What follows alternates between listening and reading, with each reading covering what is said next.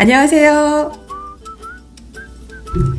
내가 더 좋은 사람이 되고 싶어서 하는 유튜브 치유의 문장 이소정입니다. 오늘 소개해드릴 책은 잭 콘필드의 마음이 아플 땐 불교 심리학입니다. 이 책 벽돌책인데 너무 마음에 와닿는 내용이 많아서 정말 감사한 마음으로 읽었어요. 오늘은 7장 마음 챙김이 가진 해방의 힘에서 문장들을 소개해드리려고 합니다. 읽어볼게요. 삶의 기술은 아무렇게나 이리저리 방황하는 것도 두려움에 쌓인 집착도 아니다. 삶의 기술은 매 순간에 민감하게 반응하는 것이다. 매 순간을 완전히 새롭고 유일한 것으로 간주하는 것. 마음을 활짝 열어 무엇이든 받아들이는 것이야말로 삶을 사는 기술이다. 앨런 와츠.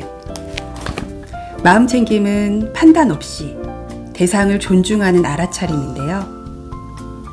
우리 마음은 자꾸 과거와 미래를 오가면서 걱정을 만들고 또 우리는 자동 반사적으로 자꾸 판단을 합니다.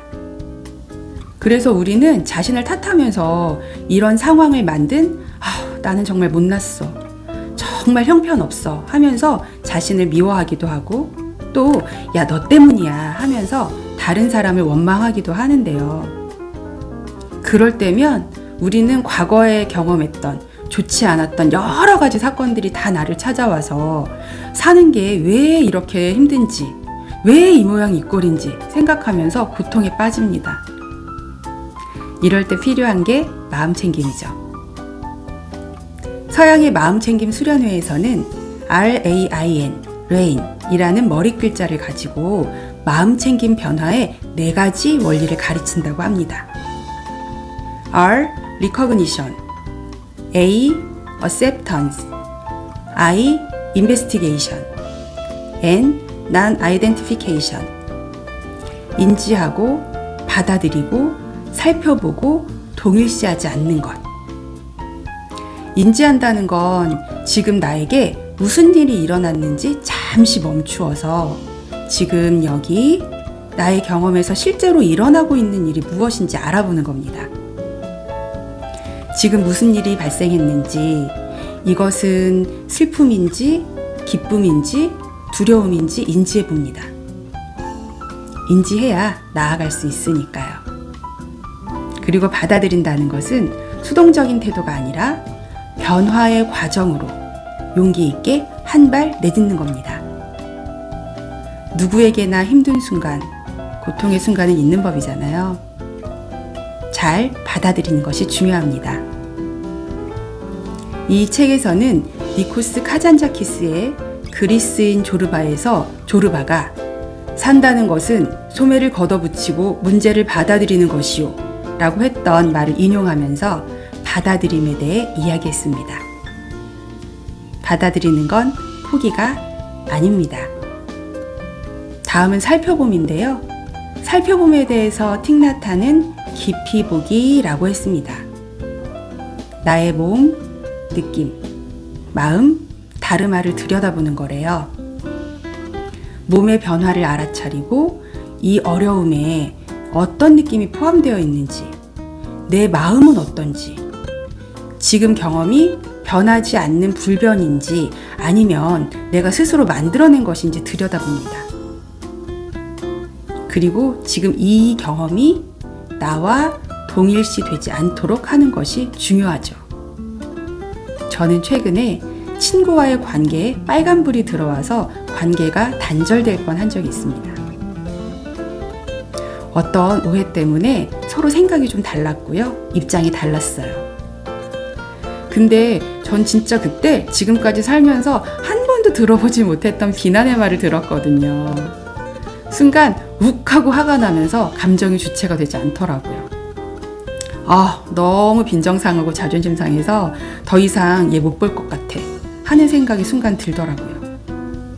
하지만 저는 배운 사람이니까 인지합니다. 이 친구는 나에게 오해가 있어서 불쾌하구나. 그리고 나는 지금까지 한 번도 들어보지 못했던 이야기에 자존심이 몹시 상했구나. 그리고 받아들였어요. 친구 사이에 이런 일은 얼마든지 있을 수 있는 일이야. 오해는 늘 발생하지. 풀면 돼. 그리고 저를 들여다봤어요. 제 몸은 많이 경직되어 있더라고요. 이미 얼굴도 빨개졌고요. 미간이 벌써 찌푸려져 있는 상태였어요. 그때는 정말 시궁창에 빠진 것 같은 그런 느낌이었고 진짜 자존심이 상했습니다. 짜증났어요. 나를 그런 사람으로 몰아가다니. 하지만 오해로부터 발생한 그 비난은 나라는 사람을 설명할 수 있는 전부가 아니고, 또 이런 일들은 살다 보면 생길 수 있는 작은 해프닝이라는 것을 떠올렸습니다. 저와 동일시하지 않기로 한 거죠. 그리고 서로 대화로 오해를 잘 풀고 관계가 해치는 일이 발생하지 않도록 해야겠다라고 생각했어요. 그랬더니 기분이 조금 나아지더라고요. 그리고 진정된 상태에서 대화를 잘 나눌 수 있었습니다. 그때 욱하지 않았고 또 고통의 늪에 빠지지 않았던 저를 칭찬합니다. 우리는 살다 보면 만나고 싶지 않은 고통의 순간, 힘든 순간들을 경험하게 됩니다.